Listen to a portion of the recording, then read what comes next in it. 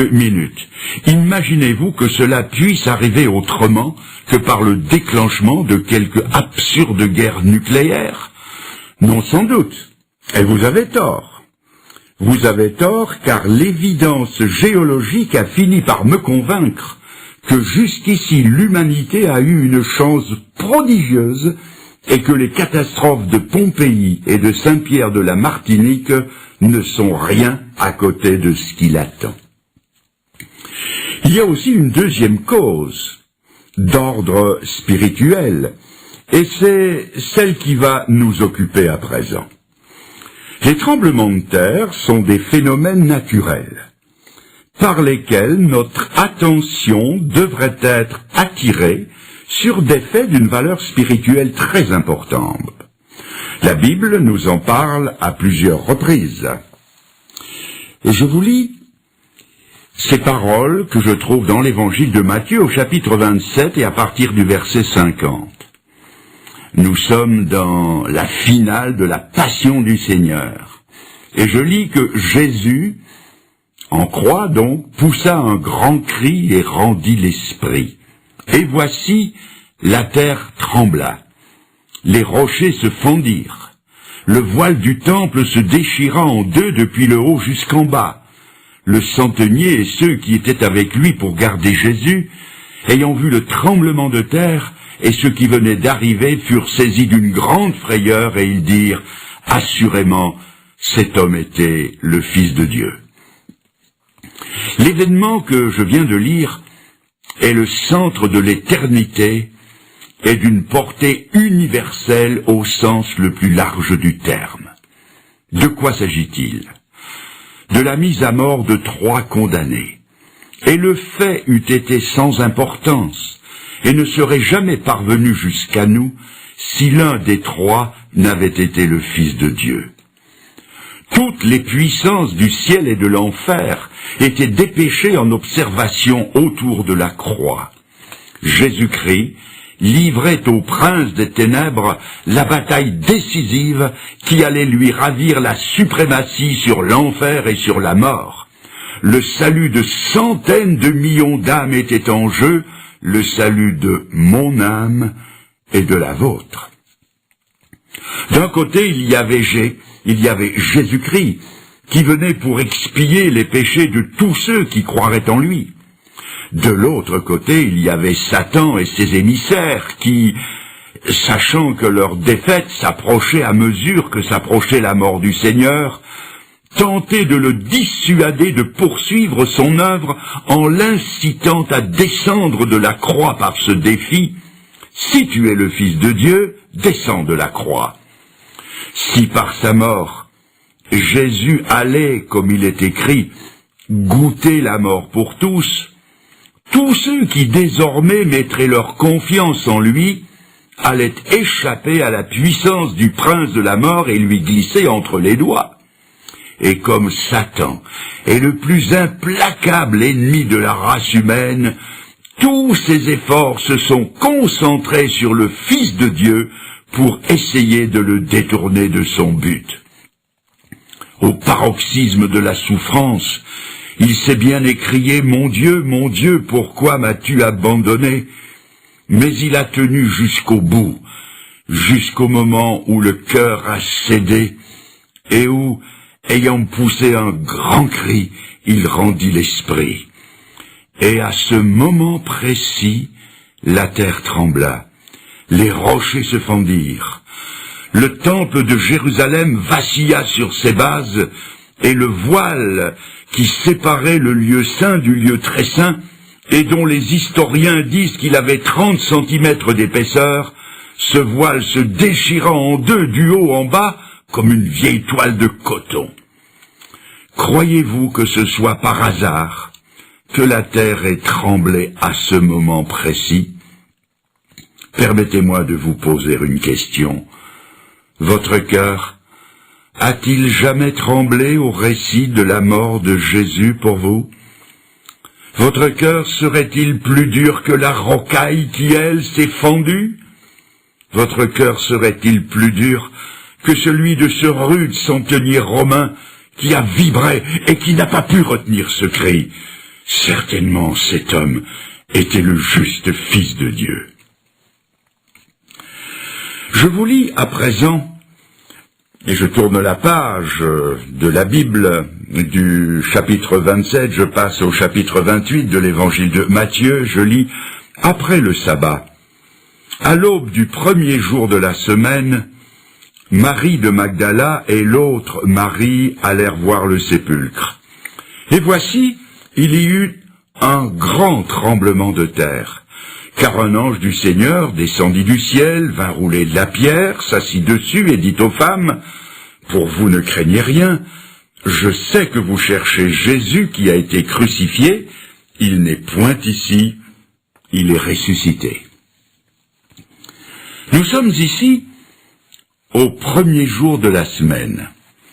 C'est le troisième jour qui suit le sinistre vendredi de la crucifixion et de la mise au tombeau. Le corps sans vie du Seigneur a été descendu de la croix et déposé dans le tombeau d'un certain Joseph d'Arimathée. Une garde a été postée pour s'assurer que le corps resterait bien dans le sépulcre. Dès avant l'aube, 2 femmes se rendent au tombeau. Leur âme est comme l'ombre qui les entoure. Leur maître bien-aimé en qui elles avaient espéré était mort. Elles distinguent les gardes qui sont de faction autour d'un tombeau dont l'ouverture est scellée d'une lourde pierre. Elles apportent des aromates pour embaumer son corps, mais comment vont-elles faire? Savent-elles au juste ce qu'elles sont venues y faire? Tout à coup, à 3 jours d'intervalle, la terre se met à trembler au point que les sentinelles prises de panique tremblent de peur. Un personnage éblouissant de clarté roule la lourde pierre et s'assied dessus, et le tremblement de terre est accompagné de la nouvelle la plus stupéfiante qu'oreille humaine n'ait jamais entendue. Il n'est pas ici, il est ressuscité. Un tremblement de terre a salué l'annonce de la résurrection de Jésus-Christ. Croyez-vous que ce soit par hasard que la terre ait tremblé à ce moment précis? Je ne sais pas si vous vous rendez compte de l'importance de l'événement et de la doctrine qui en découle. L'apôtre Paul, conduit par le Saint-Esprit, exprime 2 pensées à ce sujet. Voici la première. Si Jésus n'est pas ressuscité, la prédication de l'Évangile est vaine. La foi aussi est vaine. Ceux qui croient sont encore dans leur péché, ceux qui sont morts sont perdus, et ceux qui espèrent en Christ sont les plus malheureux de tous les hommes. Vous trouvez ça dans 1 Corinthiens 15. Et la deuxième pensée, ayant dit cela, Paul, preuve à l'appui, affirme avec force, mais maintenant, Christ est ressuscité. Et parce qu'il est ressuscité, nous aussi nous ressusciterons. Nous serons tous changés en un instant, en un clin d'œil, à la dernière trompette. La trompette sonnera et les morts ressusciteront incorruptibles. Le développé de tout ceci est à lire tout entier dans 1 Corinthiens 15. La preuve que Jésus n'est pas mort comme les autres hommes, c'est que, comme les autres hommes, il n'est pas resté dans la mort. La résurrection de Jésus est la preuve que nous avons une espérance aussi vivante que lui est vivant. Je continue, et je rappelle. Un tremblement de terre a salué la mort de Jésus-Christ. Un autre tremblement a salué l'annonce de sa résurrection, et maintenant, une série de tremblements de terre annonce son prochain retour. Avant de quitter les siens, le Seigneur ne les a pas laissés sans consolation. C'est en ces termes qu'il leur a dit qu'il reviendrait. Que votre cœur ne se trouble pas. Vous croyez en Dieu, croyez aussi en moi. Il y a plusieurs demeures dans la maison de mon Père. Je vais vous y préparer une place, et quand je vous aurai préparé une place, je reviendrai, et je vous prendrai avec moi, afin que là où je suis, vous y soyez aussi. On trouve ça dans Jean 14. Il ne leur a pas révélé la date de son retour, et il leur a même interdit de chercher à le savoir. Mais il leur a donné des signes avant-coureurs de son retour. Parmi ces signes, nous relèverons, sans nous y arrêter, la rentrée du peuple juif dans son pays d'origine, la Palestine, sujet que j'ai traité en détail dans une autre occasion. Il y aura aussi l'apparition de phénomènes inexplicables comme des signes dans le ciel, dirons-nous des ovnis, objets volants non identifiés.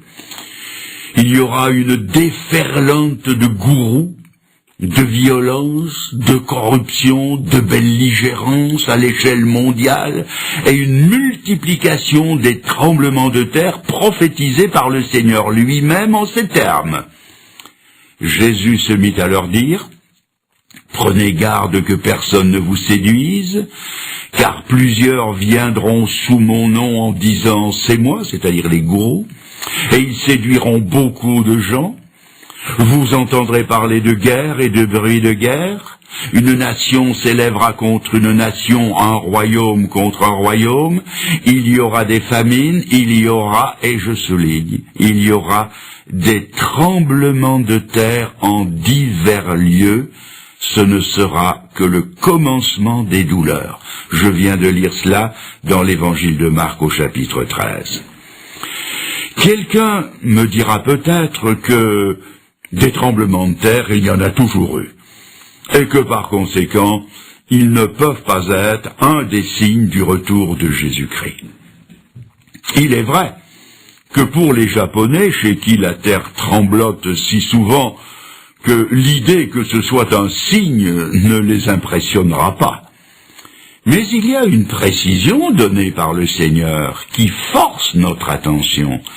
Il a parlé de secousses telluriques, non seulement sur une ligne de faille où l'écorce terrestre présente des faiblesses, mais il a précisé que cela se produirait en divers lieux.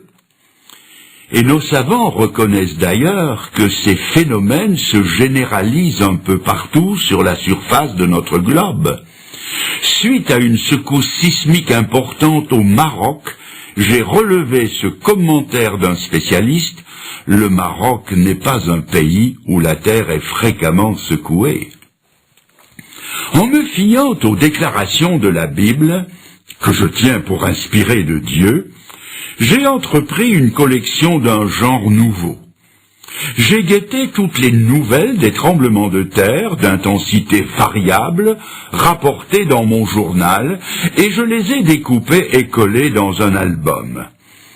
Il ne m'a pas fallu longtemps pour le remplir tout entier jusque sur les pages de garde. Pour mieux vous faire saisir la réalité de ce « en divers lieux », j'ai mis ces lieux, des pays, villes importantes ou régions, je les ai mises par ordre alphabétique, et je vous en livre le résultat actuel. Quand j'étais haut comme 3 pommes, j'ai appris à l'école l'alphabet A, B, C. Et je commence. Alger, Afghanistan, Açores, Acapulco, Aléoutienne. Et puis, Barcelone, Brest, Bad Hersfeld, Bologne, Bogota, Caen, Catanzaro, Cherbourg, Derby, El Asnam, Ebingen, Fairbanks, Fribourg, Florence, le Frioul, Graz, Guatemala, Hawaï, Hualien, Istanbul, Izmir, Java, Juneau, Kurdistan, Kermadec, Klagenfurt, Kobe, Londres, Le Caire, La Louvière, Lisbonne, Mexico, Marseille, Manille, Morlaix, Milan, Nantes, Nice, Nouvelle-Zébride, Oslo, Okinawa, Pérou, Pasadena, Quito, Raguse, Rome, Santiago,